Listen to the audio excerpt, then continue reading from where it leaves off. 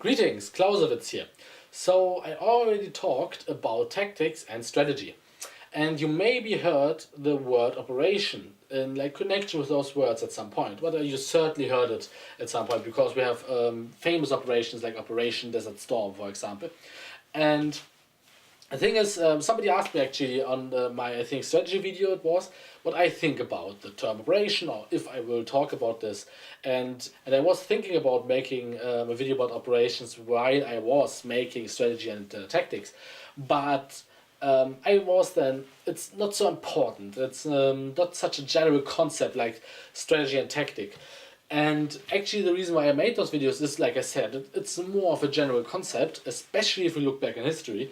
And I wanted also to clarify that it actually has two different meanings, or originally had those meanings, and that people use it interchangeably even outside of military. And I basically talking about military related subjects, so therefore I made those videos. But I actually don't think that strategy and tactics are so important terms, and they can be used especially in modern military so well, because the whole decision making of military is so much wider, so much more intertwined with each other than back then, especially because of our improved infrastructure and communication.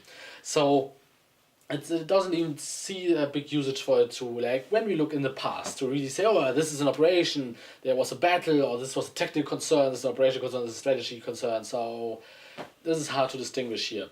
Mainly because it can have very different meanings throughout languages. Even inside the language, the word operation can mean different things.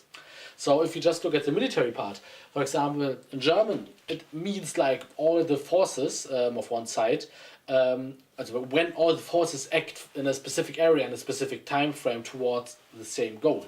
This is an operation, or an Unternehmen, how it was more called back then, in the Second World War, for example.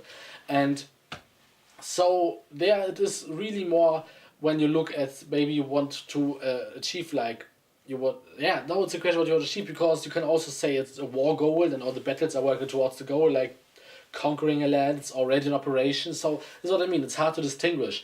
But for example, in Second World War, the Operation Citadel, or Unternehmen Citadel, was an operation from Germany, and it has the goal to shift the battle line, the front, in the favor of Germany against the Soviet Union. Basically, it was after Stalingrad. So basically, the Germans were on retreat. Basically, were pushed back, and they had, of course, somewhere some successes. But this was the last big attempt to shift the front. And you may know it under the Battle of Kursk, because, like I said, it's not viewed as an operation from an English language.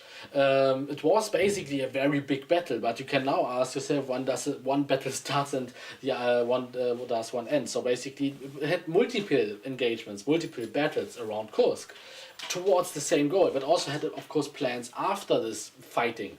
And so this is what I mean. So because in English the operation means every military action of a state. And so you have then different kinds of operations, like Operation Theater, or Operation Battle, Operation Campaign. Not even some often really use the word operation for it, but those are counting as an operation. And actually the theater of war, maybe you heard this one, is basically just a war. It's about really air, land, sea forces, if they are important, or if not, if they may become important, and what are the concerns of your side and everything, and to make the plan to achieve, to defeat the other side. And it's really on a big scale. It's not so much about a little area or so. It's really about when it's on a continent and stuff like this. Of course, you can then have multiple theaters if you have really big wars towards multiple wars. But like I said, you can also just call it war, and a campaign is often just a smaller version of a theater. It's often even part of a theater. So then you have also a battle is also an operation. A strike is an operation, which is a specific attack on a specific target. So, like I said, you have also another term, the operational level of war, which is kinda the same as the German meaning of operation. But yeah, you describe differently, or basically call it differently, or similar. So what you see, if you just drop the term operation, you can have so many different meanings, so many different directions. Even English can just mean everything, or something very specific. So It's really more of the whole operation term. It's really more used in a sense of inside the military to describe or to communicate with each other about their work, basically. It's how hotels or workshops or supermarkets have, of course, also or even video game developers have, of course, their own language, communicate with each other, to be effective at what they're doing, and it's all learned inside the system and based on their own system. Therefore, those different meanings, and because of that, like I said, it's hard to distinguish anyway, and it's even harder when you look back in history when we try to apply terms just to understand something better, which we do with strategy, tactic, and terms like infantry, cavalry, and stuff like this. You make it just more organized and more understandable. And of course, this operation can work here as well, but it's because it's so hard to distinguish. It really makes just sense if you just use the word because you feel reminded of it, and then you say, okay, those and those actions. Maybe you can actually call the battles from which Alexander the Great fought as like Operation Persia or Operation the Great.